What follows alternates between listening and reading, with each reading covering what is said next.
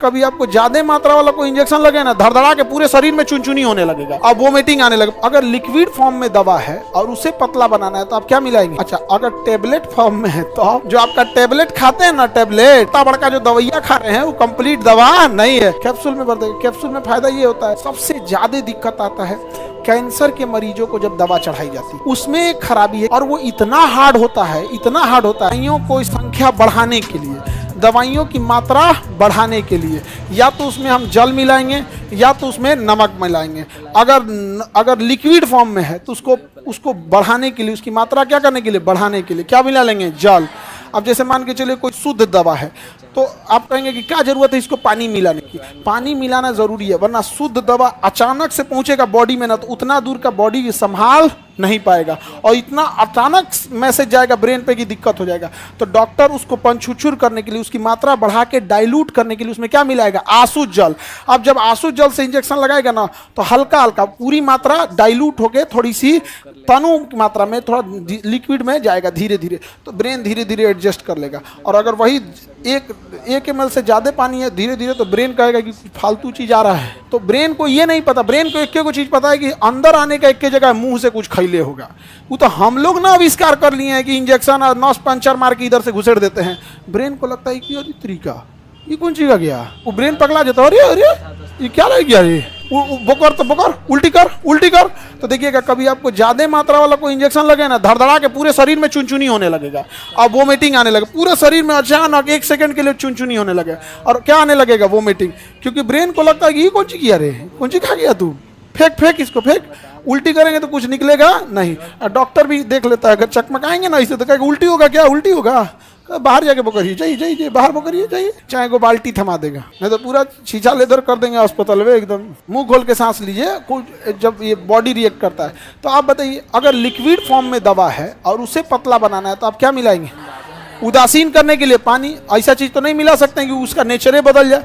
अच्छा, अगर tablet form में है तो आप नमक, जो आपका टेबलेट खाते हैं ना, टेबलेट वो होता है साल्ट। क्या होता है? साल्ट। नमक क्या होता है? साल्ट। और साल्ट में दवा मिलाई जाती है। होता बड़का जो दवाइयाँ खा रहे हैं वो कंप्लीट दवा नहीं है, वो साल्ट के बेस पे है और आपको सटाक से घोटा जाए इसलिए उसके ऊपर एक पॉलिशिंग की जाती है। जब दवाइयाँ बन जाती है तो सीमेंट बनाने वाला मसाला देखे हैं, वही नहीं रहता है, मतलब डिजाइनिंग वही रहती है, उसी में वो दवाइयाँ के केमिकल को डाल दिया जाता है और फेविकोल की तरह एक पेस्ट आता है, उसको 2-3 बाल्टी डाल देगा और उसमें खूब अच्छा से मिक्स हो जाएगा। जब अच्छा से मिक्स हो जाएगा तो उसे पेस्टिंग कहते हैं। अच्छा से पेस्ट हो जाएगा, एकदम चिकना हो जाएगा, ताकि जैसे घोंट पे गटई पे रखिए सड़ाक दे चल जाएगा। एक काम कीजिए, थोड़ा देर उसको घुलने दीजिए, उसके बाद जो उसके अंदर का नमक और केमिकल आएगा बना देगा आपको। यहाँ पे पेस्ट खत्म बाहर का, तब आपको बना देगा। इसलिए दवाइयों के टेस्ट ज़्यादा ना खराब ना लगे, इसलिए आपके ऊपर क्या लगा देता है? पेस्ट लगा देता है, जिससे कि दवाइयाँ आपको खराब नहीं लगती है। समझ गया? लेकिन अगर दवाइयों को जल्दी घुलाना है तो कैप्सूल में डाल देता है। किस में डाल देता है? कैप्सूल में डाल देता है। उसको क्या भर देगा? कैप्सूल में भर देगा। कैप्सूल में फ़ायदा ये होता है कि आप केमिकल डायरेक्ट यूज कर लीजिए। अब बाहर में क्या लगा दिए? कैप्सूल। सॉल्ट बेस का यूज कम है तो फिर कैप्सूल का खर्चा आ जाएगा। ऊपर में कवर लगाइए तो कैप्सूल का, नहीं तो ऊपर में क्या कर दीजिए? पॉलिश कीजिए। स्टार्च का बना होता है कैप्सूल का कलर। फिर दवाइयों को आपका मन आप कलरफुल कर दीजिए। लेडीज दवाइयाँ कलरफुल आती हैं, हाँ, ये भी तरीका ठीक है। बुखार का दवा निकालो, सादा टैबलेट है लड़का के लिए, लड़की जब बुखार होगा, ये कैसा दवा दिए? रंगीन दीजिए, रंगीन, पिंक कलर में नहीं है। क्यों लड़की लोग बताओ? तुम लोग का तो कोई ख्याल ही नहीं रखता है। देखो हम कितना मानते हैं तुम लोग को। हाँ, तब तो उसको हमको भी बुखार हुआ लेकिन हम रेड कलर वाला, ये रेड नहीं डार्क रेड लाइए, बस कोई आपको तो दे। कौन सा? Cherry red. हाँ, चेरी रेड में दीजिए। इससे नहीं कहेगा थोड़े देर में आइए तुम, ठीक है, तो थोड़ा बुखार सह लेंगे लेकिन हम दवा खाएंगे चेरी रेड। तो कहा जाने हमरो नहीं पता चेरी रेड क्या होता है। पहले ही बताओ चेरी क्या होता है। तो आगे बढ़े। सुनीता कुमारी, पिंक कलर ही ठीक है सर, जैसे लग रहा है हम दवाइये बांटिए रहे हैं इन लोग को। आगे बढ़े। दिमाग देखो सबका क्या है, चलते रहता है, बस सत्य क्या है कि आप देखो सुनामी देखे हो, उसमें उसके अंदर ताकत बहुत होता है, लेकिन जब बीच समुद्र में होता है ना तो उसे चलने के लिए रास्ता होता है, बहुत खुला मैदान होता है। तो बीच समुद्र में सुनामी तबाही नहीं ला सकता क्योंकि उसको चलने के लिए रास्ता है। समझ में आ गया? लेकिन जब किनारे पे आ जाता है तो उसका रास्ता खत्म होता है, लेकिन उसमें ऊर्जा है, वो वही तबाही ले आ देता है। समझा गया? तो लड़की और लड़का दोनों का दिमाग चलता है, लेकिन लड़कों के लिए खुला समुद्र है। दिमाग चलेगा कभी इधर, कभी बिजनेस, कभी दोस्त, कभी बाहर पड़ोसी, कभी कहेगा फलाना मुख्यमंत्री ठीक नहीं है, प्रधानमंत्री ठीक नहीं, उसको चलने के लिए रास्ता है, इसलिए तबाही नहीं लाता है, क्योंकि उसका खुला चलने के लिए रास्ता है। आप लोग लड़की लोग, आप पढ़ी लिखी हो, जॉब होगा, ऑफिस में 50 तो टेंशन होगा, ऑफिस का वर्कलोड होगा, ऑफिस को बैलेंस करना, सीनियर को बैलेंस करना, जूनियर को समझाना, घर देखना, तो आपके लिए भी उस जो दिमाग में आएगा उसके लिए क्या है, रास्ते हैं, किच नहीं होगा।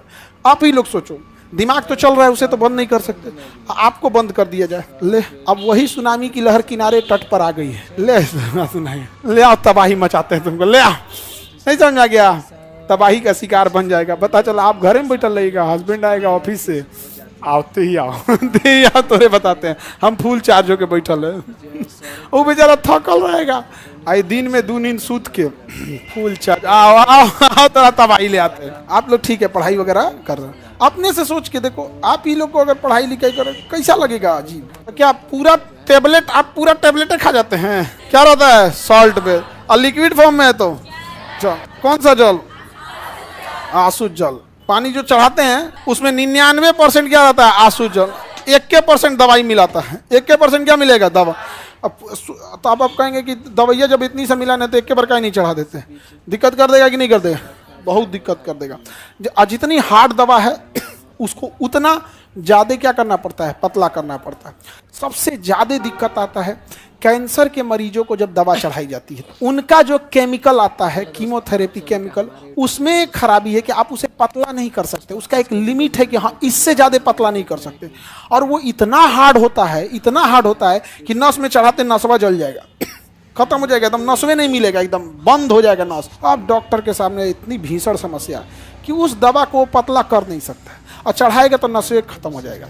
तब डॉक्टर दूसरा उपाय लगाता है, कहता है ई नस में नहीं चढ़ेगा, ई नस में नहीं चढ़ेगा, हमको पीक लाइन बनाना पड़ेगा, या तो यहाँ की नस में नहीं तो इस नस में, या तो इस नस में चढ़ाए, क्योंकि इस नस में क्या है, एकदम फ्लो, एकदम धाकड़ है, एकदम तड़तड़ा के फ्लो है इसमें, कि अगर केमिकल हार्ड भी रहेगा तो क्या कर देगा, डाइल्यूट कर देगा, और ना तो ये यहाँ के नस में, तो यहाँ चढ़ाता है यहाँ पे, तो इसके लिए आपको लैब में माइनर ओटी में जाना पड़ता है, यहाँ पे कट लगाता है, चीरा लगाता है, फिर इतना बड़का पाइप लेता है और उसको पिक लाइन से चढ़ाता है, और उसमें देखते रहता है, पिक लाइन से चढ़ा के ऊपर तक ले जाता है यहाँ तक, और फिर उसमें यहाँ ढक्कन उक्कन लगा देगा, और फिर उसको बार बार उसमें ना जाम ना हो जाए इसलिए एक फ्लश आता है, क्या आता है, फ्लश, एक केमिकल आता है, उसको हर हफ्ते उसको फ्लश करता है, और नहीं तो इसमें चढ़ाता है। तो इसमें चढ़ाने के लिए क्या करेगा, पहले यहाँ एक चीरा लगा देगा, यहाँ क्या लगाएगा, चीरा, हल्का सा चीरा लगा देगा, यहाँ चीरा लगाएगा यहाँ पे, और फिर इसमें एक कटोरी टाइप का जैसे ढक्कन होता है ना वहाँ पे, उसको बोलते हैं पोट, क्या कहते हैं, पोट, यहाँ चढ़ा देगा यहाँ काट के, और उसके बाद ऐसे मांसवा फाड़ के उसमें पोटवा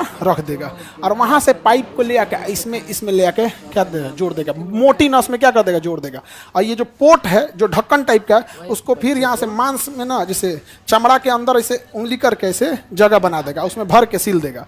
अब जो भी दवा चढ़ाना है, अब आपको क्या करेगा, ये ढक्कन टाइप का खोखला जगह है इसी में भर देगा, और ये ढक्कनवा लेके इसमें चढ़ जाएगा।